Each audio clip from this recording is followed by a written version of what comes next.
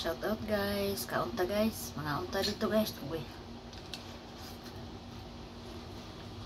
Ito sa amin guys, tawag nito putumaya, pwede rin siyang biko. Pero maganda ito siya, lagyan ng dahon. Tapos nagkakape ka. Kaso dito walang dahon. Ginawa ko ito. Tapos ito tanghalian ko. Don't mind may buhok guys kasi ang buhok ko kasi kulot. Muntik malaglag yung martil ah. Mga unta dyan, ano pala mga guys, may ano ko sa inyo mga latba. Halimbawa, makinig muna kayo, uy. Kung nagpalo kayo, huwag niyong anuhin kaagad, asahan na ipalo kaagad kayo doon sa taong pinalo nyo. Kasi sa pag ano dito natin sa Reels o sa Facebook, parang pagtatrabaho lang din ba? Paulit-ulit na itong sinasabi ko. Pag magtatrabaho ka, halimbawa nangangamuhan ka, kahit ang ganda-ganda ng performance mo, pag yan ay hindi nagustuhan ng yung amo, wala, i-break pa rin yung kontrata mo sa kanya, parang ganon. So sa pag-Facebook naman, tsaka lang, huwag mo agad na asahan na babalik ka agad yung mga pinalo mo.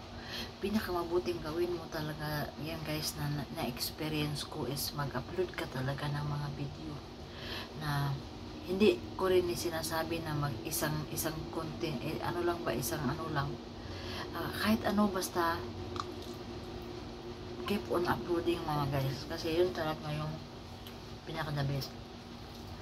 Walang kwenta kung ang dami mong GC, dami mong grupo, kasi ngayon yan ang uso, diba? Marami silang grupo.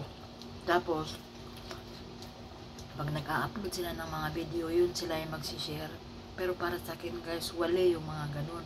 Kung ang video mo ay hindi siya napapansin ni Meta, ganun.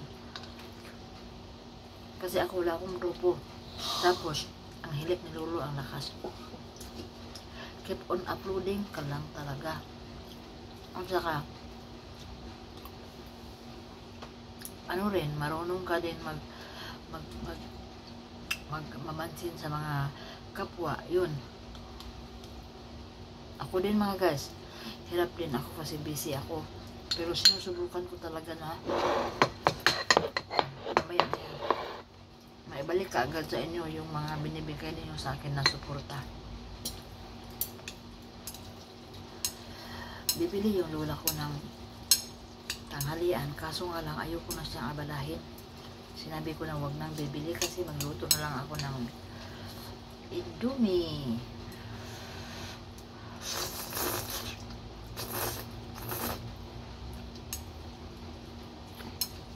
Masarap ito. Parang straight na ako nakakain ito. Kahapon ano bang kinain namin? Dumpling pala. Dumpling pa yun. Pagtanghali talaga mga guys, ganito sa madalas sa amin dito sa aking amo, noodle sa tanghali or dumpling.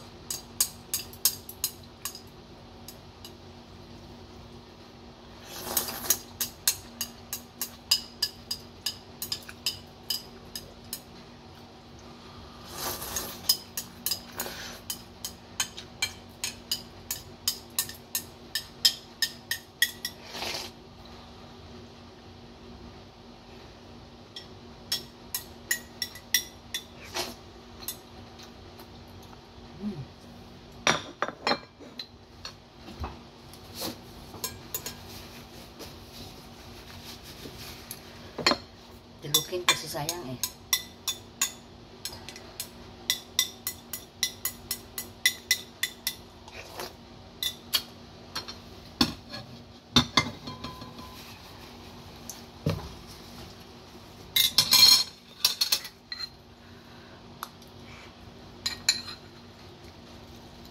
Hindi ako makagawa ng mukbang pag nandito si Lola.